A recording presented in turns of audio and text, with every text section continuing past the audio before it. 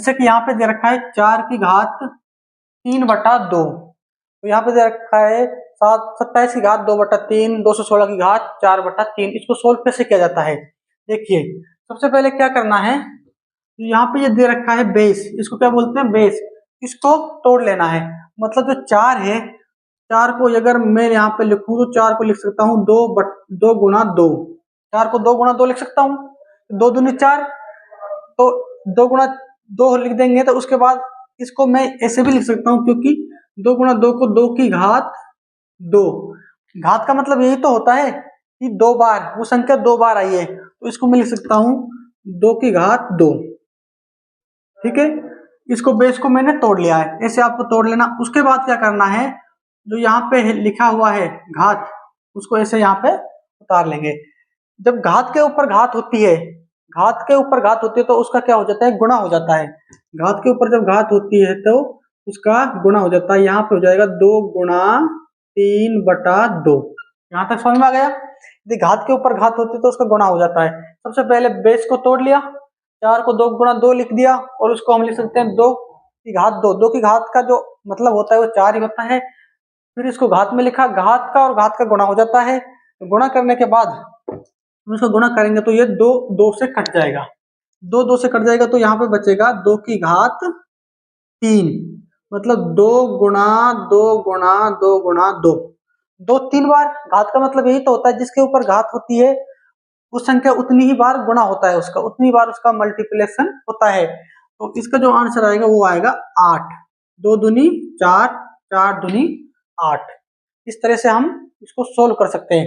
देखिए अगला सवाल यहाँ दे रखा है, ये 27 की घात 2/3, 27 की घात 2/3।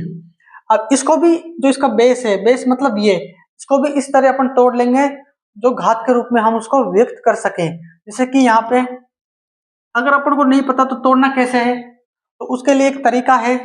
तरीका क्या है? देखिए, जो 27 है, 27 का अपन वो इस गुणनखंड विधि से तोड़ लेंगे। यहाँ पे 27 लिख देंगे, 27। अब इसमें देखना किसका भाग जा रहा है, अभाज्य गुणनखंड कर लेंगे इसका।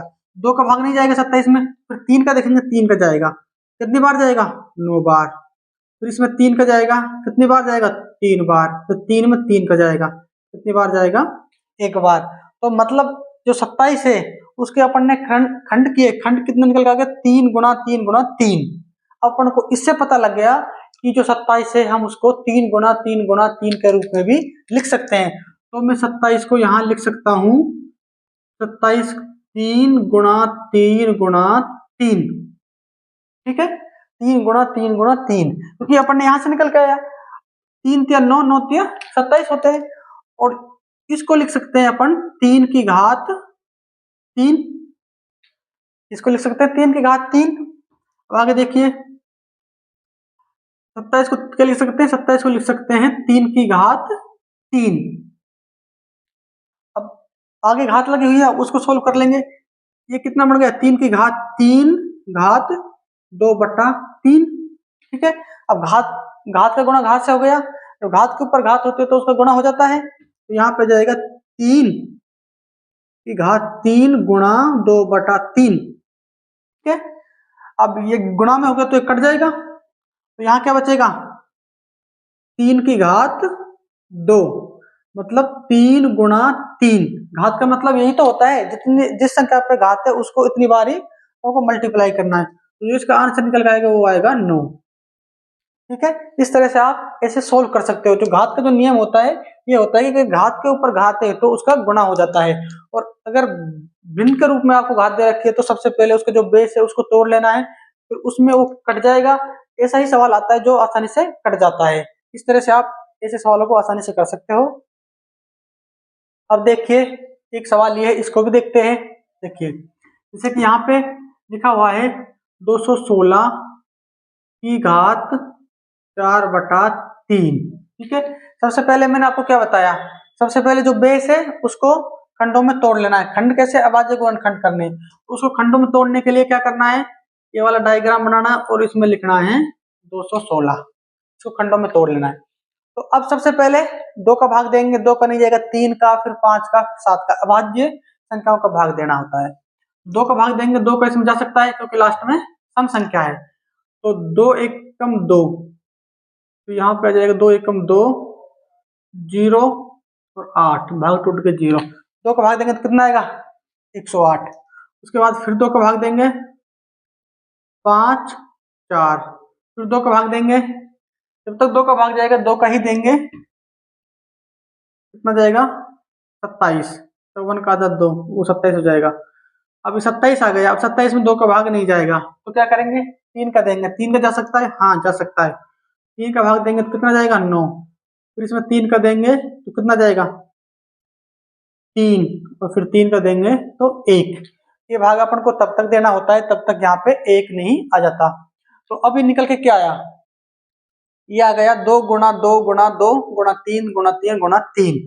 अभी ये निकल के आ गया, तो अपन इसको लिख सकते हैं यहाँ पे 2 गुणा 2 गुणा 2 गुणा 2, 2 का ये ऐसे लिख लेंगे और इसके नीचे लिख लेंगे 3 गुणा 3 गुणा 3। ठीक है, अब ये जो सेम एक बार आया 2 गुणा 3, 2 बार आया और 3 बार आया, कितनी बार आया 3 बार आया। 2 गुणा 3 2 गुणा 3 2 गुणा 3, ये आया 3 बार।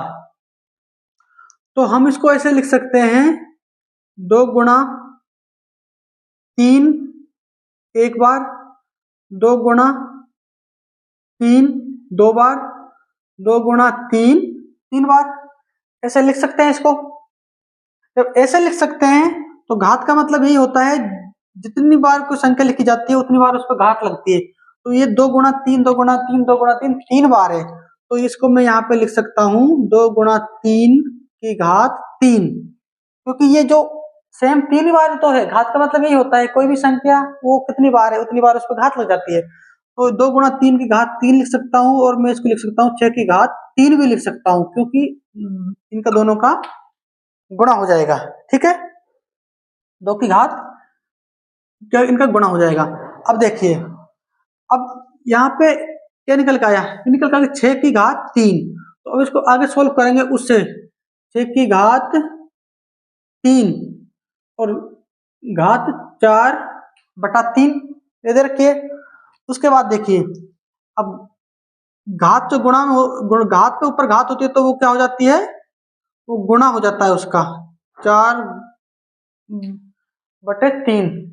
3 से 3 कट जाएगा तो क्या बचेगा 6 की घात 4, 6 की घात 4 बचा। तो इसका मतलब हुआ 6 गुणा 6 गुणा 6 गुणा 6 गुणा 6, मतलब 6 कितनी बार आएगा 4 बार।